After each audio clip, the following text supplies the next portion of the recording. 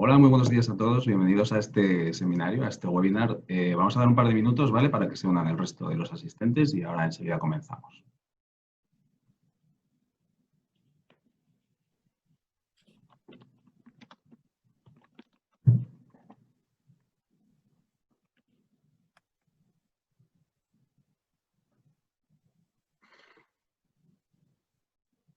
Vale, veo que muchos os estáis uniendo ya.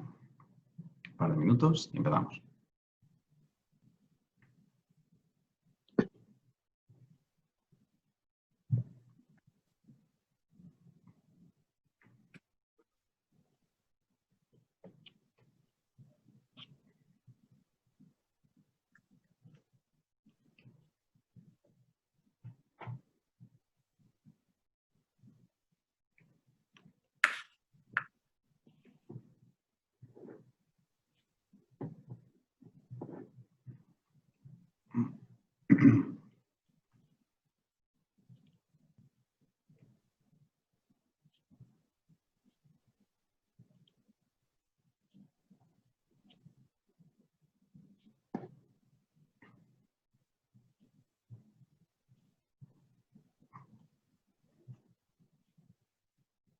Muy bien, venga, vamos a ir comenzando. Me presento, soy Ignacio López, ¿vale? Me voy a encargar hoy de moderar este webinar. Con vosotros estaremos hoy mi compañera Roxana Verdeluca y mi compañera Ángela López, ¿vale? Roxana es técnica de asesoría medioambiental de aquí del departamento de Safety Clean, encargada de la zona Levante. Y mi compañera Ángela, técnico senior de asesoría medioambiental, con mucha experiencia con nosotros en la empresa, encargada de la zona de Andalucía, ¿vale? Y yo soy Ignacio López, como os he comentado, técnico senior también de asesoría medioambiental, encargado de la región norte, ¿vale? Y el tema que hemos elegido hoy para la webinar puede parecer muy básico, que es el de buenas prácticas en la gestión de residuos industriales, ¿vale? Tanto peligrosos como no peligrosos, pero no por ello es menos importante, ¿vale? De hecho, yo considero que es un tema fundamental. Hoy vamos a ver cosas como qué es un residuo, qué es un residuo peligroso y no peligroso, las diferencias que hay entre ambos. Vamos a hablar también de qué tiene que cumplir una empresa para que se la considere un productor de residuos peligrosos, ¿vale? Qué implicaciones tiene para ellos, qué legislación específica le aplica, ¿vale? Y que debemos estar cumpliendo siempre, tanto para estar acorde con la legislación como con el medio ambiente, ¿vale? Para nosotros es muy importante el medio ambiente y ayudaros a todos, pues un poquito a estar al día y cumplir, ¿vale? Porque es un tema que nos preocupa a todos. Os voy a comentar un poquito el tema de cómo funciona el webinar, ¿vale? Por si es el primero al que asistís. No podéis participar por voz, ¿vale? Pero sí que os animo a participar por el chat. Aquí abajo del reproductor tenéis un chat donde podéis presentaros o podéis comentar lo que os apetezca, ¿vale? Y un poquito a la izquierda tenéis una sección de preguntas y respuestas.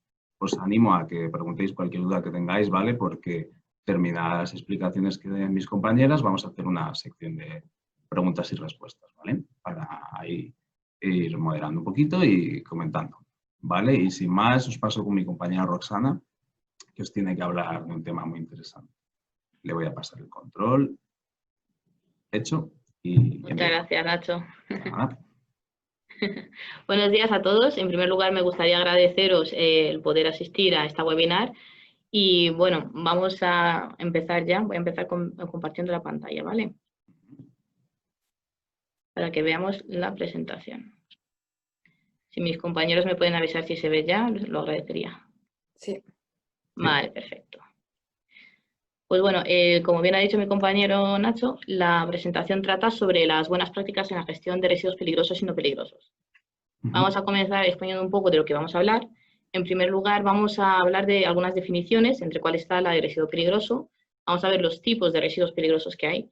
Luego vamos a dar alguna pincelada del marco legal, explicando algunas de las leyes más importantes que puede afectar a los productores de residuos. Y luego la documentación legal obligatoria que tienen que presentar los productores de residuos según ya el tipo que sean. Luego, hacia el final vamos a ver las condiciones de almacenamiento y algunos consejos de buenas prácticas para los productores de residuos. Vamos a ver cómo actuar ante derrames de residuos y posibles vertidos. Y por último vamos a finalizar sobre las perspectivas de futuro en cuanto a la producción de residuos, que es la tendencia a residuo cero. Como hemos dicho, vamos a empezar hablando de las definiciones. Las definiciones están sacadas del artículo 3 de la Ley 22 de 2011, que es la Ley de Residuos Peligrosos y de Suelos Contaminados, ¿vale? La definición de un residuo es que es cualquier sustancia u objeto que su poseedor ya no tiene utilidad para ello, por lo tanto tiene la intención de desechar. Luego ahí podemos diferenciar entre residuos no peligrosos y residuos peligrosos. Los residuos no peligrosos son residuos que no tienen efecto directo de peligrosidad para la salud humana y para el medio ambiente. Por lo tanto, no se les considera de carácter peligroso y se pueden gestionar tanto si son pequeñas cantidades a nivel municipal o ya si son muchísimas más grandes cantidades y viene, por ejemplo, de una producción industrial con un gestor autorizado. Hay diferentes tipos de residuos no peligrosos, entre ellos están los residuos valorizables, los residuos municipales, luego vamos a hablar de ellos. Los residuos peligrosos son residuos que presentan una o varias características de peligrosidad según el anexo 3 del reglamento 1357 del 2014, que transpone la directiva europea. Ahí vienen comentadas varios tipos de peligrosidad que yo ahí señalizo con algunas imágenes que, bueno, símbolos y caracteres de peligrosidad. Algunos tipos son la ecotoxicidad, la corrosividad, que son inflamables, explosivos, hay muchísimos tipos y ya depende según la caracterización de nuestro residuo peligroso. Por último, vamos a hablar de los productores de residuos, que es cualquier persona física o jurídica que debido a su actividad genera residuos. Y también depende si va a modificar alguna sustancia, su composición química, pues entonces esa se va a pasar a perder su utilidad y se va a convertir en residuo. Todos los productores de residuos tienen que comunicar su capacidad de generar residuos a la comunidad autónoma donde está ubicado su centro productor, además de que está obligado a gestionar de forma adecuada dicho residuo que genera. Aquí me gusta mucho este esquema porque cuenta los diferentes tipos de residuos que tenemos de forma mucho más visual.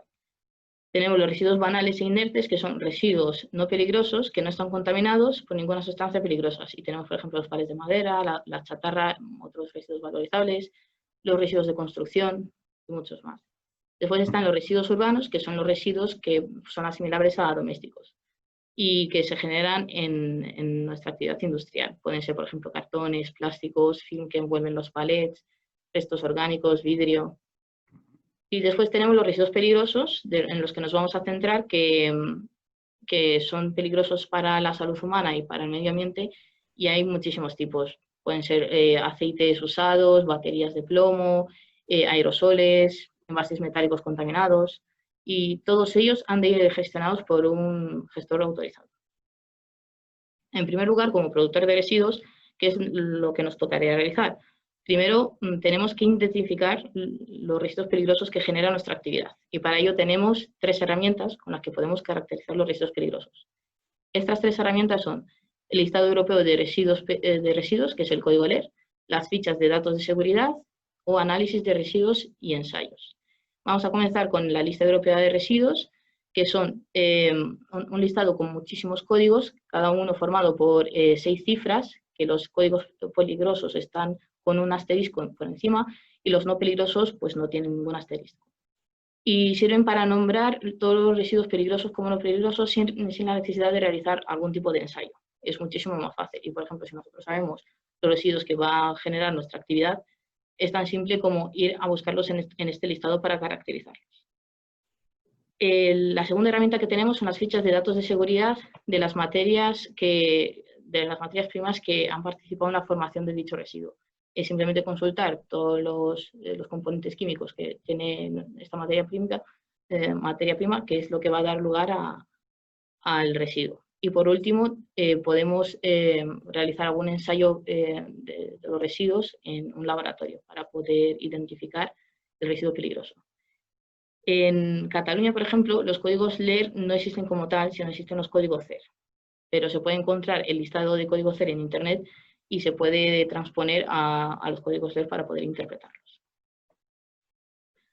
A continuación, una vez que tenemos caracterizados nuestros residuos peligrosos, tendríamos que buscar qué legislación nos aplica. Y para ello podemos buscarlo tanto en Internet como pedir consejo a un asesor legal ambiental. La legislación de residuos es muy amplia y no voy a contarla todo, solamente voy a contar algunos bloques que nos podrían interesar, ya que en el boletín oficial del Estado la legislación de residuos abarca más de 700 páginas, que es muy amplio. En primer lugar, tenemos la legislación general, siendo la más importante la Ley 22 de 2011, que hemos comentado antes, que es la de residuos y suelos contaminados. Y luego a partir de ahí tenemos diferentes órdenes y decretos y reales decreto que trata sobre las operaciones de tratamiento, trata sobre todas las formas en cual podemos diagnosticar qué tipo de residuos tenemos. Luego tenemos los traslados de residuos, que justo en el mes de junio ha cambiado el Real Decreto del traslado de residuos, siendo ahora el nuevo el 553 de 2020. Y de esto no me voy a meter mucho para hablar, más que nada porque en septiembre desde SafetyClean vamos a realizar una webinar que nos vamos a centrar en explicar las novedades de este Real Decreto, que lo va a contar mi compañera Gemma. Y por último, que ahora está en auge, es la Ley de Envases y Residuos de Envases, en la que ahora mismo nos dice cómo regular toda la gestión de estos residuos y la importancia que tiene y las diferentes declaraciones que puede aplicar a las industrias. En esta diapositiva he puesto muchísimo más bloques de legislación que puede abarcar los residuos peligrosos, pero no los voy a contar por encima. La primera es de residuos de aparatos eléctricos electrónicos, de baterías y pilas. Lo siguiente es de lodos. Hay también legislación de vehículos y neumáticos fuera de uso, que de hecho justo a principios de agosto ha aparecido una nueva legislación sobre los neumáticos y residuos neumáticos relacionados con la economía circular, en el que se intenta básicamente que todos los residuos de neumáticos eviten el vertedero y se vuelvan a incorporar en el ciclo de vida del proceso productivo y darles una nueva utilidad a los neumáticos usados. También tenemos legislación para los aceites usados y para los vertederos, que como podéis ver, el Real Decreto que regula el traslado a vertederos es nuevo, es del mes de julio y es debido a que ha cambiado con el fin de hacer más restrictivo el depósito de cualquier tipo de residuo en vertedero, con el fin de promover la economía circular. Vale, una vez que hemos analizado la legislación, vamos a ver qué trámites y documentos legales tenemos que tener como productores de residuos. Lo primero y lo más importante que se realiza al inicio de la actividad es la inscripción como productor de residuos peligrosos. Es un cumplimiento y una obligación legal que ha de realizar el productor como tal y lo ha de presentar ante la comunidad autónoma en la que se ubica el centro productor de residuos. Si, por ejemplo, tenemos varios centros en diferentes direcciones en la misma comunidad autónoma, pues tendríamos que realizar una inscripción de productor de residuos por cada ubicación ante la misma comunidad autónoma. Y si tenemos varios centros en diferentes comunidades, pues entonces cada centro ha de ir con la inscripción en su comunidad respectiva. El trámite difiere para el tipo de industria. Si eres pequeño productor, es decir, si generas menos de 10 toneladas de residuos peligrosos al año, pues entonces se realiza el trámite de pequeño productor de residuos. Si generas más de 10 toneladas de residuos peligrosos o más de 1000 toneladas de residuos no peligrosos, aplicaría a realizar la inscripción como gran productor de residuos. Y una vez que la comunidad autónoma haya resuelto el trámite, va a otorgar al productor de residuos un código ANIMA, que es el número de identificación medioambiental, y el número de inscripción de productor de residuos, que en Cataluña no se denomina como tal, sino se denomina código P. Luego, segundo necesario que ha de tener es el libro de registro de residuos peligrosos, que lo tienen que realizar todo productor de residuos y también los gestores de residuos, y es un archivo físico telemático donde figura el historial de retiradas de residuos peligrosos y también de no peligrosos. Y tiene que figurar el código LER, la denominación del residuo, la peligrosidad, el tratamiento, la fecha de inicio de almacenamiento, la fecha de retirada, la cantidad y datos del gestor. La información contenida de dicho archivo se guardará durante al menos 3 años. Tiene que estar a disposición para las autoridades competentes en caso de inspecciones o controles, ya que os lo van a pedir. A continuación os voy a explicar la documentación que ha de tener el gestor de residuos con el productor, ¿vale? Que es el contrato de tratamiento de residuos, que abajo os pongo una pequeña plantilla que tenemos desde SafetyClean que seguramente conoceréis. Este contrato de tratamiento de residuos figura básicamente todos los residuos que ha contratado el productor de residuos con el gestor para que le haga las retiradas, donde ahí figuran las cantidades, el documento de aceptación y para que esté en pleno cumplimiento legal ha de ir firmado por ambas partes. Luego, una vez que vamos a realizar un traslado de residuos, antes de realizarlo se ha de notificar a las comunidades autónomas del origen y el destino al que se va a trasladar los residuos, que es la notificación previa de traslado de residuos, y en Cataluña se denomina fichas de aceptación. Esto lo ha de tramitar el productor y se tramita 10 días antes de cualquier retirada de residuos. Abajo lo mismo, os pongo un poco la plantilla de lo que sería la notificación previa de traslado a la izquierda, y luego a la derecha tenemos una plantilla del sistema de residuos catalán, o el SDR, que ahora se realiza todo de forma telemática, ya no se realiza en forma impresa las fichas de aceptación para cualquier traslado de residuos. Por lo tanto, es muy importante que estemos inscritos en la página de la Agencia de Residuos Catalana para poder realizar toda la documentación traslado de residuos. Y después, una vez que vayamos a hacer el traslado de residuos, tenemos que tener acompañado siempre el documento de identificación, o también llamado antiguamente el documento de control y seguimiento de los residuos, que ha de ir desde que se va a trasladar desde el origen hasta el final. Y además, luego se tiene que comunicar a la comunidad autónoma sobre su traslado. Lo mismo, aquí pongo una pequeña captura de lo que vendría a ser el documento de identificación. A continuación voy a hablar sobre las declaraciones que puede aplicar a los productores de residuos.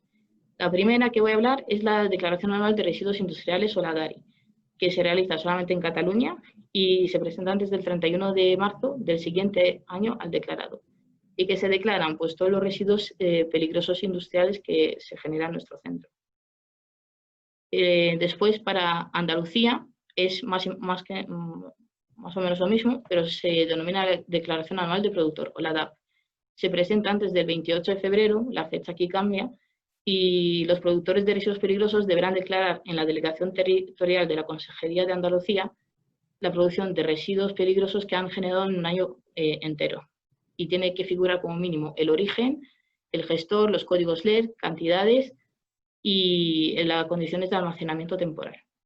Después, si somos grandes productores de residuos, nos tocaría realizar el estudio de minimización de residuos, o antiguamente llamado el Plan de Minimización de Residuos Peligrosos.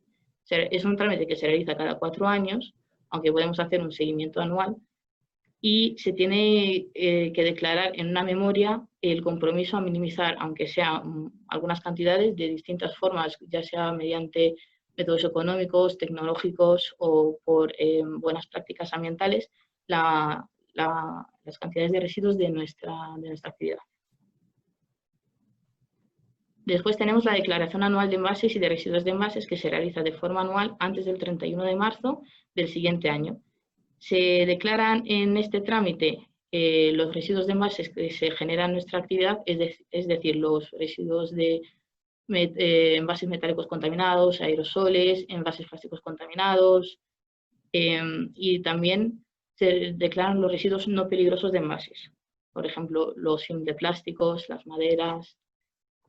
Y también aplica a realizar la declaración anual de envases para los envasadores, es decir, para los comercios o las industrias que en su actividad generan envases que van a poner en el mercado, ya sea a nivel nacional o internacional, que tienen que poner las cantidades que han vendido durante el año vigente. A continuación, tenemos el Plan Empresarial de Prevención de Envases, o el PEP, que se realiza cada 3 años. Y los envasadores tienen que declarar en un año natural toda la cantidad de residuos de envases que han generado. Según el reglamento de 782 de 1998, hay un límite de tonelaje en la que te aplicaría realizar dicho trámite. Por ejemplo, si generas más de 30 toneladas de envases de aluminio, pues entonces tocaría realizar el PEP. Si generamos distintos residuos de envases, pues entre todos tendrían que alcanzar el tonelaje 350 para poder realizar dicho trámite. A continuación voy a hablar del almacenamiento de residuos y las condiciones que tenemos que tener en nuestro centro productor de residuos para estar en pleno cumplimiento legal y pasar cualquier tipo de inspección de forma adecuada. Primero quiero hacer un hincapié en los plazos máximos de almacenamiento dentro de las naves, que para residuos peligrosos es de 6 meses y para los residuos no peligrosos depende del destino final de tratamiento. Si el tratamiento es eliminación, el plazo máximo es de 1 año. Y si el tratamiento final es valorización, pueden ser incluso hasta 2 años los residuos no peligrosos. Después, todos los residuos peligrosos deben estar almacenados en un recipiente homologado, con tapa y correctamente etiquetados. Los envases y los cierres deben ser sólidos y resistentes, de forma que se evite cualquier pérdida de su contenido en su manipulación y almacenamiento, siendo construidos con materiales no susceptibles de ser atacados por el contenido, ni de formar parte de este en combinaciones peligrosas. Aquí tenemos en la imagen 4 tipos de envases homologados.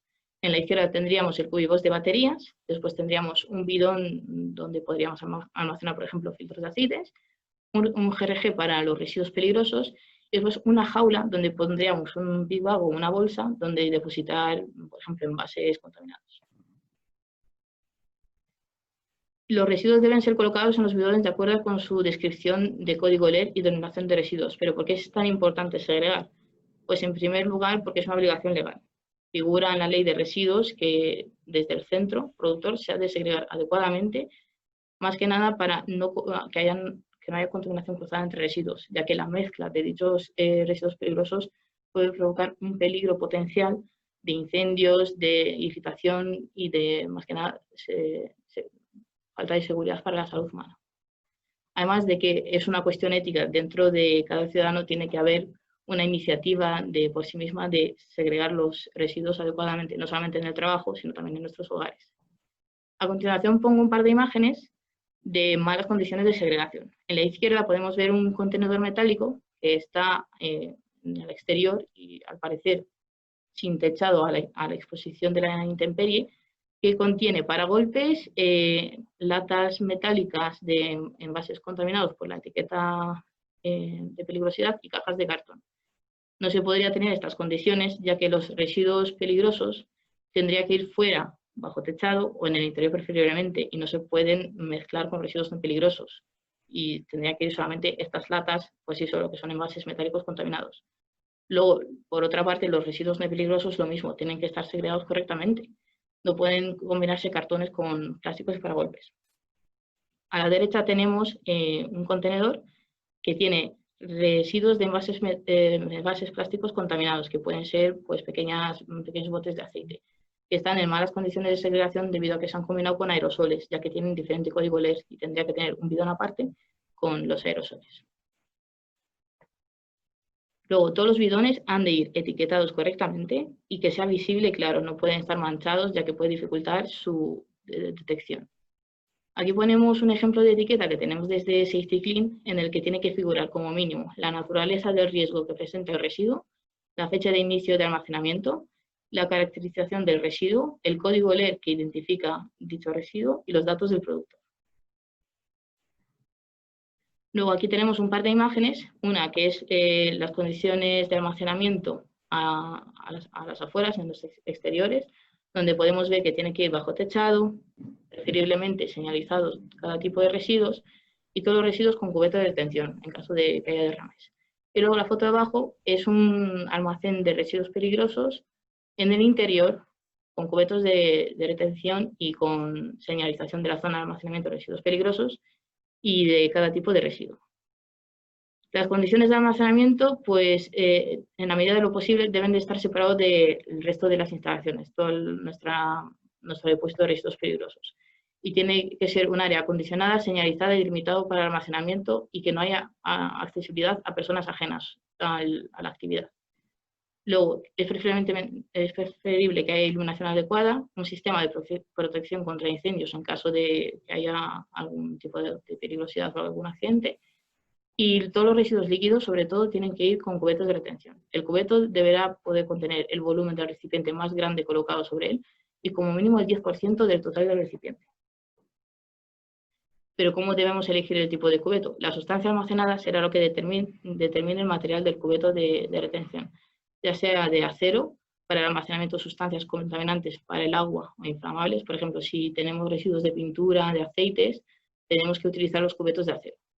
Luego, cubetos de plásticos y polietileno, que sería adecuado para almacenar sustancias químicas ácidas, básicas o aceites, por ejemplo. Y los cubetos de acero inoxidable, que es el más seguro para el almacenamiento de productos químicos, agresivos, inflamables o contaminantes, además de ser resistibles a la corrosión. Y por último, para hablar de las condiciones de almacenamiento, ¿qué pasa cuando hay derrames? ¿Cómo podemos prevenir que los haya? De hecho, una de las condiciones que vienen según la ley de residuos es que todos los residuos peligrosos están alejados de los sistemas de alcantarillado o de sistemas de aguas subterráneas o superficiales. Y para evitar derrames se aconseja que los bidones de residuos peligrosos no estén apilados como están en la foto, ya que eso crea una inestabilidad y ante cualquier mala manipulación se pueden caer, se caen todos los residuos, puede haber vertidos. Luego, realizar una revisión mínima anual por parte de nuestro personal del estado de los bidones o de los tanques y depósitos de sustancias tóxicas y peligrosas. Si tenemos tanques de aceites o depósitos muy grandes de productos químicos, hay que realizar una revisión de su estado de conservación para que no haya fisuras y, por lo tanto, algún derrame o vertido. Y, por último, colocarlo todo sobre bandejas de retención para que no haya derrames accidentales. En caso de que se den algunos vertidos de residuos peligrosos, se recomienda primero que el operario que vaya a manejar toda la parte del derrame o vertido se coloque los EPIs adecuados para la seguridad no solamente del operador, sino de la gente alrededor. Y todos los operarios tienen que evacuar esa zona para su salud. Después tenemos que utilizar algún material textil o no textil, como la sepiolita, como vimos en la fotografía, para recoger, por ejemplo, en este caso, un derrame de aceite. Y una vez que la sepiolita se haya encargado de absorber todo el aceite, meter en un envase homologado y retirarlo con un gestor adecuado de residuos. Y en caso de un vertido incontrolado, que no tenemos el poder de pararlo o de remediarlo, habría que contactar con las autoridades competentes más cercanas para que nos ayuden a resolver la situación. Por último, vamos a hablar de las perspectivas que tiene la producción de los residuos, y hace unos pocos años ha surgido la tendencia denominada Zero Waste o residuo cero, que tiene como objetivo recoger, segregar y recuperar de la manera más eficiente todos los posibles residuos peligrosos y no peligrosos, volviéndolos a reintegrar en el sistema como nuevos recursos, evitando su eliminación en vertedero, reduciendo las emisiones de gases de efecto invernadero y la utilización de nuevos recursos naturales. A mí este esquema me gusta mucho porque, por una parte, tenemos residuos orgánicos y de origen biológico, y por otra parte tenemos los residuos de materiales técnicos. Todo lo que viene a ser orgánico en la economía circular y en la nueva tendencia de Zero Waste, lo que se hace es que se utiliza como compost para la utilización de biogás, para generar energía, y es una forma limpia y otra salida de utilizar nuestros residuos orgánicos, además de que también lo podemos utilizar en la agricultura como compost. Los materiales técnicos, por otro lado, lo que podemos hacer es que una vez que hemos acabado su vida útil, es reciclarlos o elegir los materiales que todavía puedan ser útiles para volver a incorporarlos en el proceso productivo. Y ya ante los peores de los casos, pues podríamos utilizarlos, podríamos llevarlos a los vertederos, pero la intención es que se disminuya la cantidad total que se va a vertederos, sino que llevar cada vez menos. Vale, aquí lo que he hecho es coger una noticia del País de hace unos años, de los últimos estudios de la tasa de reciclaje de Europa, viendo que España está por debajo de la media europea, que es 45,2. Y habría que promover toda esta tendencia y reciclar más, no solamente en los hogares, sino también en el ámbito del trabajo. Y una de las técnicas que tenemos es la valorización, que según la directiva europea, la valorización se define como una operación cuyo resultado principal es el que sirva a una finalidad útil, a sustituir a otros materiales que de otro modo se habría utilizado para cumplir una función particular. Y tenemos dos tipos de valorización. Una es la valorización energética, que es la conversión de residuos que no se pueden ser reciclados en energía, ya sea en forma de electricidad, vapor de agua u otros tipos. Y en Europa, en total, tenemos 598 plantas de valorización energética, de las cuales solamente 11 se encuentran en España y Andorra. El segundo tipo de valorización es la de materiales sólidos, que es la obtención de materia prima a través del reciclaje. ¿Y qué beneficios nos puede traer la valorización de los residuos? En primer lugar, la reducción de la cantidad de dichos residuos, ya que si disminuimos la cantidad de residuos y basura orgánica, que finalmente llega a los vertederos. Después, es una ventaja económica, ya que podemos reutilizar materiales, por lo tanto nos ahorramos comprar materia prima.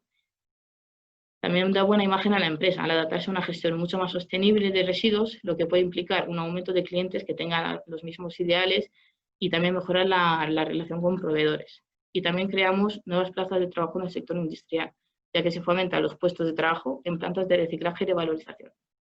Y bueno, hasta aquí ha llegado la presentación de la webinar de las buenas prácticas de gestión de residuos peligrosos y no peligrosos. Espero que os haya gustado y le voy a hacer el mando a mi compañero Nacho para que cuente la siguiente parte. Muchas gracias, Roxana, por la explicación. Ha sido muy clara y estoy convencido de que ayuda a resolver un montón de dudas, porque la verdad ha sido valiosísima. Y me alegra un montón ver que hay muchísimas preguntas. Eso es que estáis concienciados y que estáis atentos y es muy buena noticia. Entonces, si os parece, voy a dar primero paso a mi compañera Ángela, ¿vale? Que ella también nos quiere contar algo y seguramente responda alguna de estas dudas que están surgiendo por el camino, ¿vale? Después, las que no hayan quedado resueltas, pues haremos una ronda de preguntas y respuestas, ¿vale? Y os comentaremos un poquito desde nuestra visión más técnica lo que pensamos, ¿vale? Os animo a seguir preguntando, que siempre está muy bien. Doy paso a Ángela. Muchas gracias, Nacho.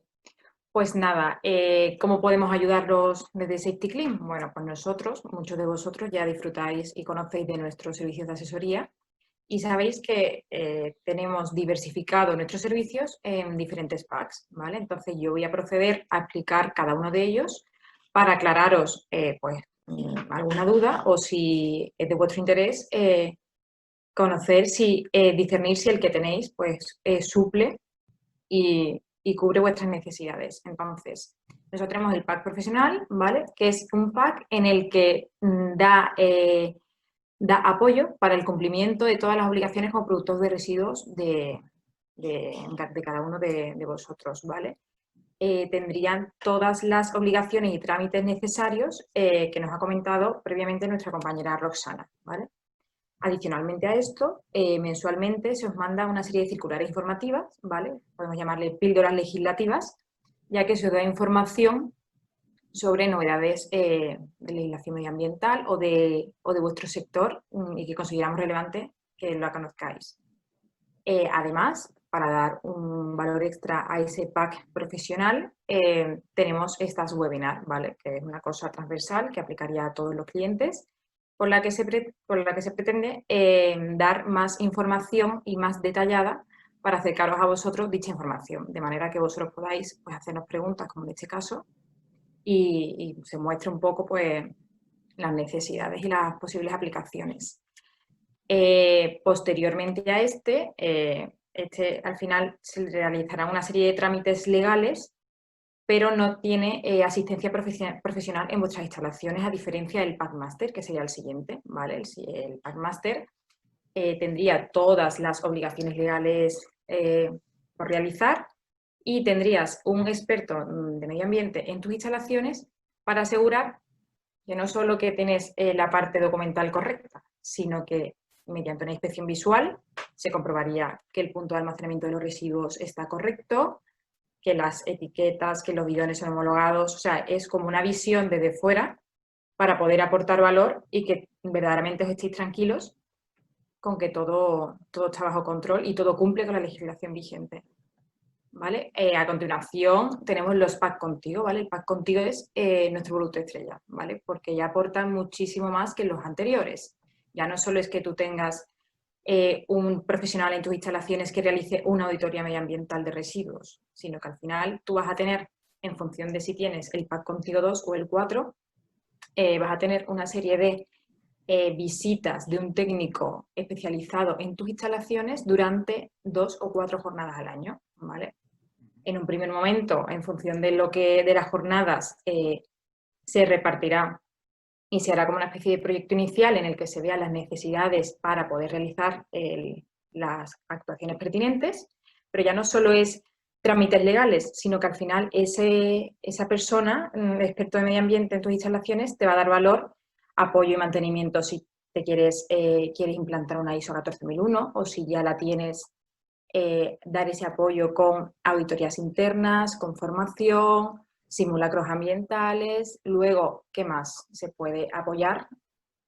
Se puede dar apoyo para controlar las inspecciones reglamentarias del tipo APQ, si tienes equipos a presión, alta o baja tensión, se os ayudará a calendarizar esas inspecciones reglamentarias para que vosotros tengáis ese cumplimiento con la legislación aplicable y os podáis desentender, ¿vale? De este modo, con los Pack Contigo, lo que se pretende es que la persona que venga sea la experta en esta materia y os podáis desentender de este tema y quedaros tranquilos, o dar apoyo a un equipo de medio ambiente existente para tareas que a lo mejor no da abasto, ¿vale? Simplemente es aportar valor a lo que tenéis y un poco, pues, en función de las necesidades que tengáis, pues bueno, pues se podría ver qué tipo de pack sería el más correcto para ello, ¿vale?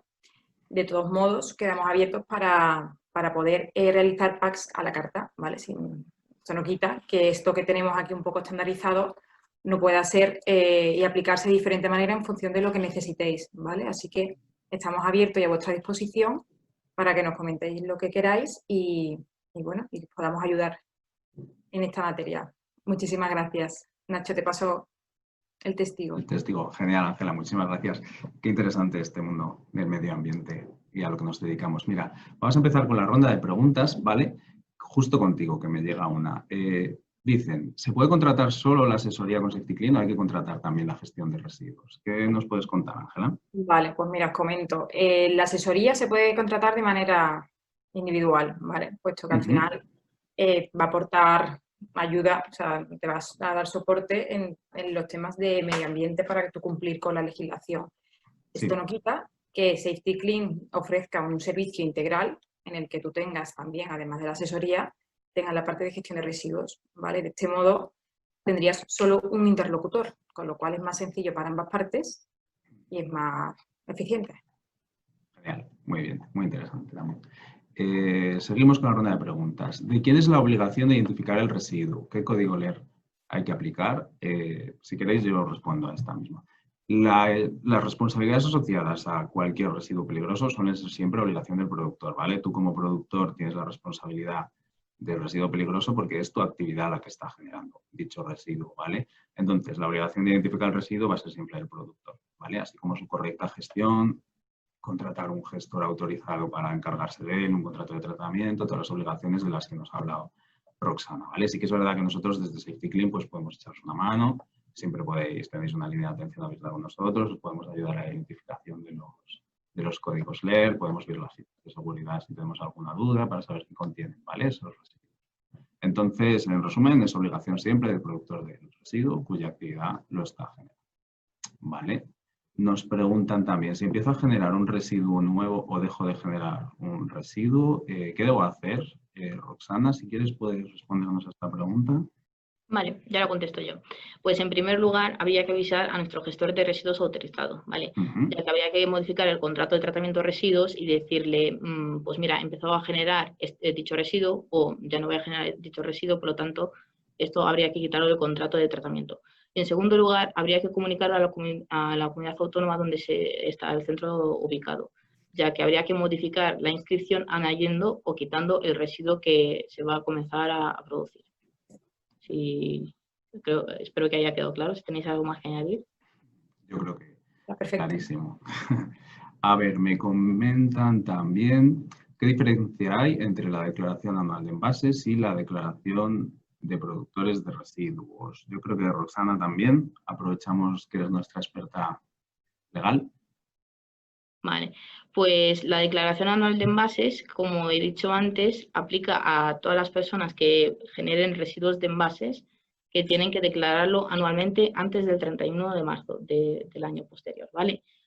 ¿Qué residuos de envases podemos tener? Envases metálicos contaminados, envases plásticos contaminados, aerosoles, film de embalar, cartones, pares de madera también se consideran residuos de envases. Y también, por ejemplo, si nosotros generamos envases y los vamos a poner en el mercado, habría también que declararlos en la declaración anual de envases.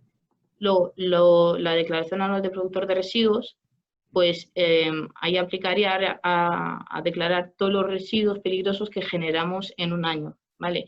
Ahí pueden estar incluidos los residuos de envases, pero también otros residuos como, por ejemplo, filtros, aceites, taladrinas. Y la declaración anual de envases se realiza a nivel estatal y la de productores de residuos solamente en algunos centros, en algunas comunidades autónomas. Se realiza en Cataluña, en Andalucía, en La Rioja, en Asturias y también me parece que en Aragón, pero solamente a grandes productores. Muy bien, muchísimas gracias. Me preguntan también, ¿puedo juntar envases metálicos y envases plásticos? Ángela, ¿qué nos puedes decir de esta consulta? Vale. Pues os comento, los envases metálicos y plásticos, pese a que tienen el mismo código LER, ¿vale?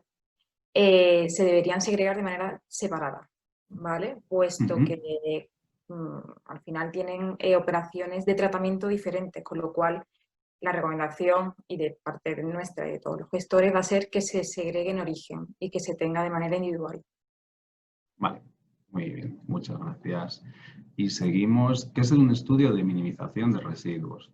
Respondo yo mismo a esta. Un estudio de minimización de residuos, ¿vale? O sea, abrevia EMR, es una obligación legal que tienen todos los grandes productores de residuos peligrosos, ¿vale? Que son aquellos que generan más de 10 toneladas al año. Aquí cambia un poquito, no sabemos de dónde viene esta pregunta, de qué comunidad autónoma, ¿vale? Cada comunidad tiene un poquito una legislación distinta. En general es cuando superas el límite de generación de residuos peligrosos de 10 toneladas, tienes que presentar un estudio, ¿vale? Tiene una validez de 4 años en la que tú te comprometes a reducir en un tanto por ciento esos residuos que estás generando, ¿vale?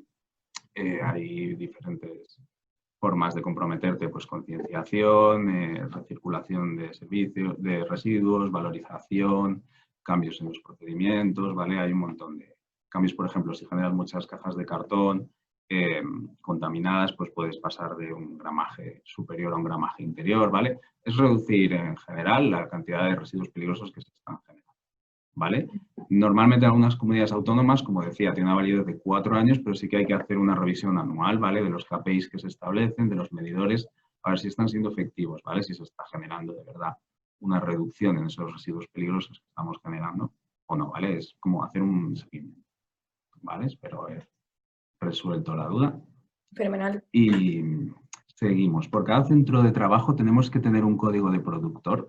Para la declaración anual DARI, ¿declaramos cada código o solo el del principal? Roxana, si quieres respondernos a esta pregunta. Vale, perfecto. Pues si tienes varios centros en Cataluña y cada uno con su código P, para la DARI tienes que realizar una única declaración para todos los centros. La declaración va asociada al CIF o NIF o la razón social, ¿vale? Por lo tanto, tú en la DARI tienes que poner todos los residuos generados en Cataluña, ¿vale? En todos los centros de Cataluña. Sí. Vale, genial. Muchas gracias, Roxana. Seguimos con la ronda de preguntas. ¿Dónde es obligatorio presentar la declaración anual de residuos? ¿Nos puedes comentar tú también, ya que estás, Roxy?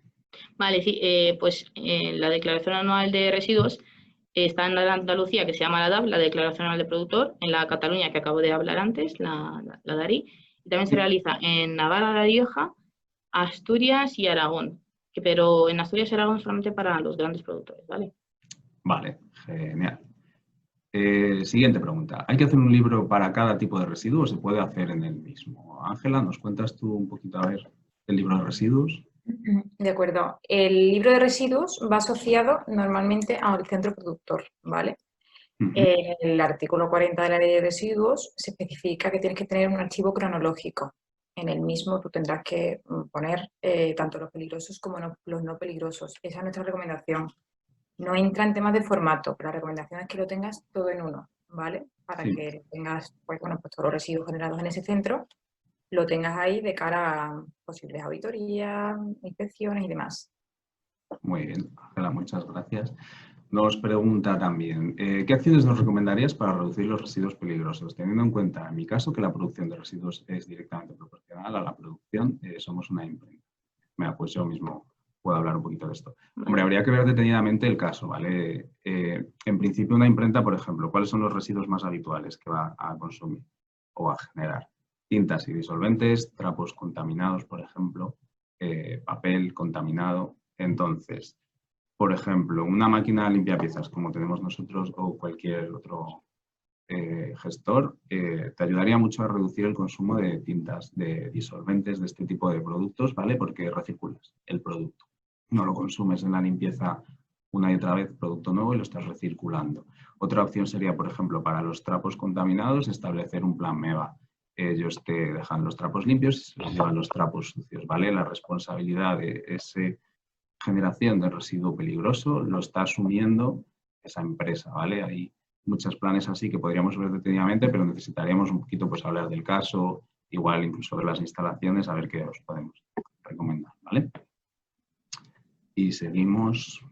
Nacho, si me permites añadir un par de cositas también. Sí, claro. También otra forma de minimizar los residuos peligrosos es cambiar parte de la materia prima para que luego esa materia prima no se convierta en un residuo peligroso, buscar alternativas mucho más sostenibles, más ecológicas, ¿vale?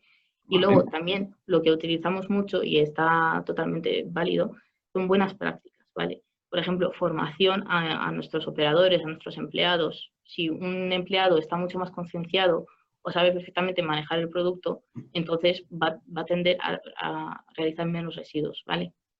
Sí, estoy totalmente de acuerdo, Roxana. Las buenas prácticas, reducción del propio origen de la generación del residuo, todos estos puntos nos habla un poco Roxana en el tema de la economía circular y creo que es fundamental hacer un poquito el cambio de chip y pensar en qué podemos hacer antes de generar el propio residuo, ¿no? ¿Qué hacer con el residuo, ¿vale? Me parece una aporte muy buena. Otra preguntita que tenemos, ¿me pueden cambiar el NIMA? ¿Qué nos puedes decir, Ángela?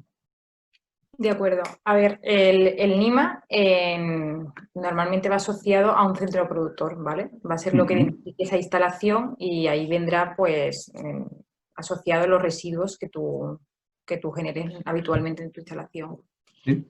No se puede cambiar salvo casos excepcionales, ¿vale? En el caso de que tú cambies de ubicación, tendrás que pedir un NIMA nuevo, puesto que cambias de sitio. O en el caso de que cambies la razón social, ¿vale? Suelen ser así un poco las excepciones en las que tú puedes solicitar ese NIMA, ese cambio, a la autoridad competente, ¿vale? Vale, genial, Ángela. Muy bien, muchas gracias. Nos comentan que la pregunta de antes en relación al estudio de minimización de residuos era de Granada, ¿vale? Pues Maite, si te parece, te vamos a enviar un correo y te contamos un poco la legislación específica de Granada, ¿vale? En qué consiste y qué tendríais que hacer más específicamente ya en vuestra zona. Aún así, cuando terminemos el webinar, vamos a enviaros a todos las respuestas, ¿vale? Entonces, y el link del vídeo y todo. O sea, que ahí vais a poder verlo. Nos preguntan también, ¿qué diferencia existe entre el PEP y la DAE? Yo mismo lo comento si queréis. Como antes nos ha explicado Roxana, la DAE es la Declaración Anual de Envases, ¿vale? Es obligatoria para todos los productores de envases o de residuos de envases de casi toda España, salvo excepciones de Cataluña, por ejemplo. Es obligatorio independientemente del volumen que se genere al año. En cuanto tú generes aerosoles, latas contaminadas o residuos de envases, ¿vale? Tú compres un producto para envasar tu producto y enviarlo al cliente, tienes que declararlo también, ¿vale? Porque eres la primera persona que está poniendo en el mercado un producto de envase nuevo. La idea es poder hacer un seguimiento de qué entra en el mercado en relación a los envases, ¿vale? Y qué se recicla luego, se reutiliza o se lleva el tratamiento adecuado, ¿vale? Intentar hacer un balance y compensar y comprobar qué parte entra y qué parte sale, ¿vale? El PEP, en cambio, es para los grandes productores, digamos, empresas más grandes que generan unos grandes volúmenes de residuos de envases, ¿vale? Es el plan empresarial de prevención de puesta en el mercado de residuos de envases. Nos ha comentado Roxana antes los límites de la legislación, pues 16 toneladas, 21, para diferentes productos de envases, ¿vale? Y por último, otra preguntita. A partir de ahora, en lugar de llamar para que vengan a retirar los residuos, habrá que rellenar ante el formulario 10 días antes y enviarlo. Roxana, ¿puedes comentarnos? Me da la impresión de que es de Cataluña esta pregunta. Vale, pues a ver, hasta ahora también era el formulario, había que enviarlo 10 días antes de realizar la retirada, ¿vale? De hecho, este servicio nosotros lo solemos hacer por vosotros, que es la comunicación de la notificación previa de traslado, de la fecha de aceptación. Previamente nosotros vamos a comunicar a la comunidad autónoma el traslado del residuo que vamos a realizar, ¿vale? Pero en caso de hacerlo con otro gestor, habría que comunicárselo o preguntarle de si la notificación la van a realizar ellos o no. De todas formas, la notificación de traslado tiene una vigencia de 3 años. Una vez que sea en algunas comunidades autónomas, una vez que se ha hecho, te vale para ese residuo esa notificación para los 3 siguientes años. Y luego habría que renovarla si seguimos de acuerdo con la generación de ese residuo o no. Vale, genial, Roxana, muchas gracias. Nos preguntan también, ¿tenéis fecha concreta para la webinar del nuevo Real Decreto? Sí, en principio va a ser en septiembre, ¿vale? Ahora, desde ahora en adelante, cada viernes vamos a hacer un webinar, ¿vale? En principio cada mes elegimos un tema de interés y lo vamos a ir repitiendo pues para toda la gente que no pueda asistir o que le interese, ¿vale?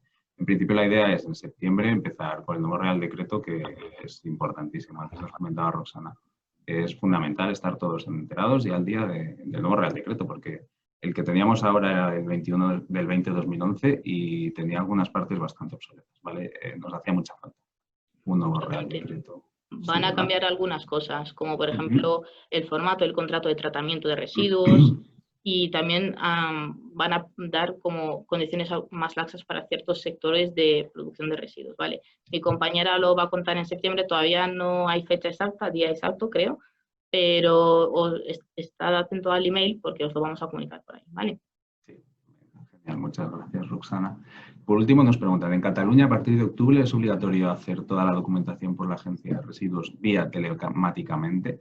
Aquí me pilla un poco porque la verdad yo no llevo la zona de Cataluña y no estoy completamente actualizado. Contesto yo si hace falta. Contestas tú, Roxana. Estoy más puesta en el tema. Sí, Muchísimas Lucía, gracias. es totalmente telemático. A partir de octubre todo va a ser. Hasta ahora se hacía la inscripción de forma telemática, pero es que ahora es todo, las fichas de aceptación, los full de seguimiento, todo va a ser de forma por el sistema del SDR. Por eso es necesario que todos los productores de residuos tengan hecho el trámite de la inscripción, que tengan el código P, ya que toda la documentación se hace a partir de ese código, ¿vale? Vale, genial, Roxana, muchísimas gracias. Y si no hay más preguntas, vamos a pasar con la siguiente parte. Si me cede el testigo Roxana, os voy a lanzar una votación a ver qué os ha parecido el webinar, si os ha servido de ayuda, si cambiaríais algo, si mejoraríais algo, ¿vale? Os lanzo las votaciones y mientras os recuerdo. El vídeo lo vamos a subir a YouTube, ¿vale? Vais a poder verlo en cualquier momento. Una vez termine el webinar, os vamos a enviar las diapositivas, ¿vale? La presentación que os hemos hecho y recordad pues, que tenemos la página de LinkedIn, ¿vale? Y que es un nuevo servicio que vamos a dar de webinares todos los viernes, como os comentaba antes, vamos a ir repitiéndolos y cambiando y eligiendo cada mes un tema distinto de interés.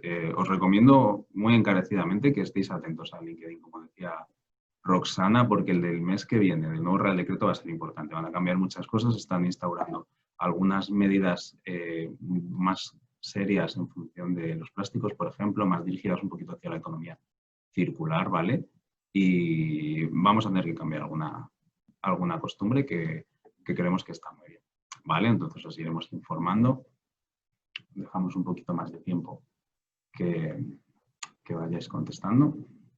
De todos modos, si tenéis alguna duda, podéis mandarnos a nuestro correo el genérico, ¿vale? Que es ma de medio ambiente y prl @safetyclean-medio.com. Ahora lo ponemos ahí, ¿vale? Que es bastante largo, para que nos transmitáis ahí si tenéis alguna duda o alguna otra necesidad, ¿vale? Sí, lo acabo de escribir por el chat, la dirección de email, ¿vale? Si cualquier duda u opinión o lo que sea, nos escribís a este email, ¿vale? Que lo tenemos en conjunto y cualquiera de nosotros os puede contestar. Vale. Pues nada, genial. Sin más, agradeceros mucho el tiempo que nos habéis dedicado. Esperamos haberos podido ayudar, haberos resuelto algunas dudas, que sabemos que es un tema muy importante y que con vuestra actividad diaria de producción de calidad o de la área en el que estéis, no tenéis mucho tiempo para dedicarle a esta parte de residuos, porque además es muy cambiante, hay que estar muy actualizado continuamente con cambios legislativos. Ahora con el COVID, pues igual ha habido temas específicos de mascarillas, de gestión de residuos sanitarios. Entonces, os agradecemos mucho que hayáis participado y esperamos veros en el siguiente. Sin más, nos despedimos. Muchas gracias a todos. Gracias, hasta luego. Gracias. Hasta luego.